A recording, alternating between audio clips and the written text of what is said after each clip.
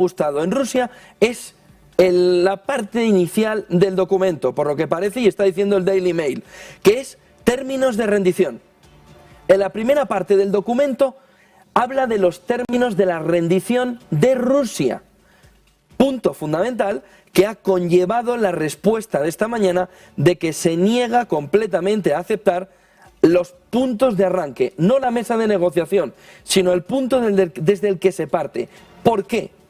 Miren, el documento ha estado explicado sobre todo por Valery Soloviev, que es antiguo profesor de Relaciones Internacionales de Moscú y que estaría actuando como entre partes entre Occidente y el núcleo cercano de Vladimir Putin de Rusia, para provocar que por fin haya una mesa de negociación.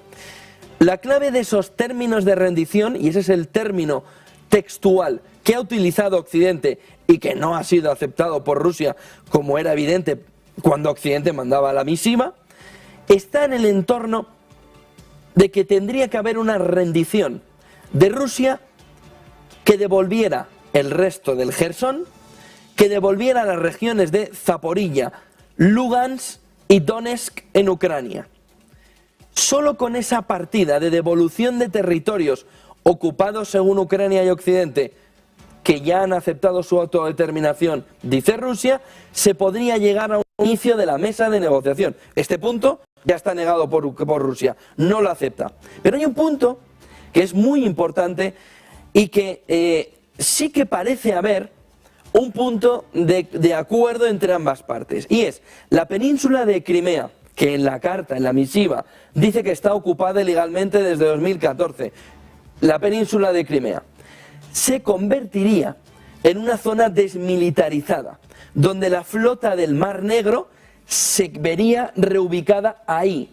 Estamos hablando de Naciones Unidas, estamos hablando de cascos azules, estamos hablando de una fuerza que ayudara a que ese estatus de lo que se está viviendo desde marzo, finales de febrero, no se volviera a producir. Y ese estatus, la misiva de Occidente hacia Rusia, dice que no se volvería a discutir hasta el año 2029. A cambio de devolver los territorios que Occidente dice que son ilegalmente anexionados a Rusia y que Rusia dice que ha habido un referéndum de anexión, de autodeterminación, Occidente le asegura a Putin y a todos sus socios que no se levantarían cargos por la guerra. Es decir, le está diciendo a Putin, a los miembros del gobierno y a los oligarcas: os devolvemos todo lo que os hemos quitado, no iniciamos trámites judiciales, la Haya, un trámite para hacer una declaración de juicio por crímenes de guerra, y además dice que al no levantarse esos cargos por los delitos cometidos en la guerra, está hablando Occidente, también se les permitiría permanecer en el poder. Bueno, este tono de displicencia, de superioridad en la misiva, es la parte fundamental de lo que ha hecho que Rusia diga: punto de partida que no me vale. Pero hay algo, esa zona desmilitarizada es fundamental para entender si a partir de ahí se puede construir. También dice la misiva que la han discutido Kiev y aliados occidentales y que hay 6 países que no se nombran que estarían de acuerdo a mediar. Por supuesto, todo parece indicar que uno es Francia, y por eso Macron está en esa posición. A partir de ahí, está diciendo también esta misiva que se crearía una zona desmilitarizada de 100 kilómetros, al estilo Yugoslavia, lo que le estábamos comentando esta mañana, en lo largo y ancho de las fronteras de Bielorrusia, Rusia y Ucrania, donde no se podría tener bajo ningún concepto armas pesadas. Rusia, en esa misiva, también tendría que renunciar a la presencia militar en la región de Transnistria, en Moldavia, al lado de Ucrania. Y Ucrania tendría que comprometerse a no unirse a la OTAN durante al menos 7 años. Eso pondría una parte de las exigencias que decía Rusia, pero tendría un peso muy fuerte de Occidente todavía en esa misiva. Pero miren, vayamos al mapa de qué es lo que se está hablando y de qué es lo que se está diciendo. Dicen, por un lado, que toda esta parte se tiene que devolver al ámbito de Ucrania. Este es el asunto más complicado, ya que Rusia entiende que se han autodeterminado, que lo han hecho con su voluntad, Occidente entiende lo has ocupado ilegalmente y te lo has anexionado. Transnistria es toda esta zona que alrededor de Ucrania bordea por Moldavia y que desde que la URSS cayera el muro de Berlín, las repúblicas fueran pidiendo, piensen quién fue la primera, Ucrania, Moldavia tuvo una zona militarizada para defender a una parte de los ciudadanos rusos que se quedaron aquí. Lo que dice ahora esta misiva es fuera de aquí, fuera. Y por supuesto Crimea. ¿Qué es lo que sucedería si sale adelante algo de esta mesa de negociación de paz que parece que sí tendría cuerpo de todo lo que han planteado? Esto, una fuerza de la ONU, de Naciones Unidas, que recorrería todo este borde hasta aquí y que tendría aquí una base para poder, en el Mar Negro, ayudar a la desmilitarización de la zona. ¿Qué es lo que sí gustará a Rusia? Que toda esta zona no pueda incluir armas pesadas. ¿Por qué? Porque era el planteamiento inicial al inicio de la guerra.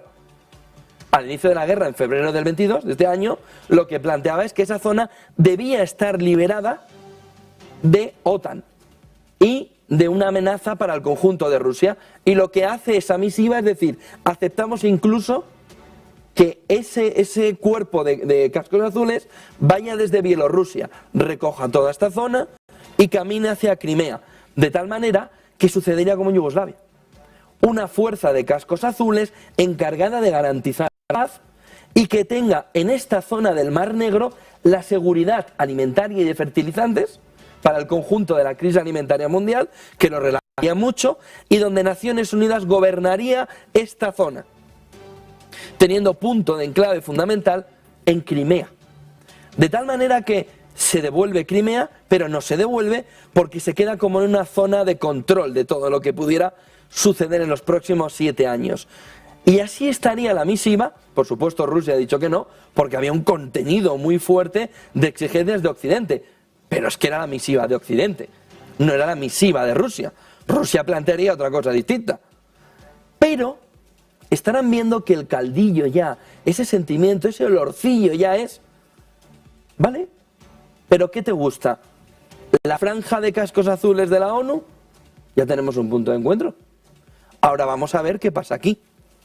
Vamos a ver qué sucede con todos estos territorios, me voy demasiado arriba, con todos estos territorios, cómo se puede hacer un proceso que guste a las dos partes. Está muy limitado, ¿eh? Con toda la retirada de tropas rusas, esta parte ya no es tan extensa como fue en una parte de la guerra. Y este punto parece intransitable, que es el de Transnistria. Pero ya hay un punto muy pequeño, una pequeña luz al fondo del túnel, donde dice, bueno, han dicho que no. Pero no han dicho no a la mesa de negociación, han dicho que no a la misiva. Lo que significa que hay un punto de encuentro a que algo se tiene que ver. Y Rusia ya lo dijo la semana pasada, no nos estamos inventando nada. Rusia dijo la semana pasada que aceptaría terminar sus objetivos en la operación militar, la guerra de Ucrania, en una mesa de negociación. Pero bueno, estos son los puntos de máximos por los que parte Occidente, por los que parte Ucrania. Y el mismo Zelensky ya no ha dicho, quiero mesa de negociación sin Putin. Ha dicho, estamos preparados para la paz, camino de una mesa de negociación. Ojo que este es el cisne negro del mercado. Este es el cambio fundamental. Ahora hay que ver hasta qué punto Estados Unidos permite que esto se convierta en el cisne negro. Si Estados Unidos mete la zarpa ahí y dice que las sanciones no se quitan, todo esto queda en papel mojado económicamente hablando. Porque entonces toda la tensión que provoca inflacionariamente la energía rusa sin llegar a Europa, seguiría igual. Hay que ver hasta qué punto Estados Unidos quiere una recuperación económica o quiere, si tomara esa decisión, seguir ahondando en el daño al conjunto de la economía. Esta es la fotografía con la que partimos en un día, en una semana en la que ya no tenemos elecciones de midterm, resuelto el tema, Biden tiene manos libres, se va a ver esta noche con Xi Jinping, vamos a ver mañana cuáles son las consecuencias, Lavrov está en el hospital, en Bali, con lo que la fotografía empieza a coger cuerpo, hacia aquí, hacia esa zona de cascos azules que puede traernos la paz. y la paz es importante en la parte humanitaria y también en la parte, por supuesto, económica. Vamos a ver cómo se configura dependiendo de la paz. Tendrá una fuerza u otra. Zakharova, que es la portavoz del gobierno ruso, acaba de decir que Lavrov no está en el hospital.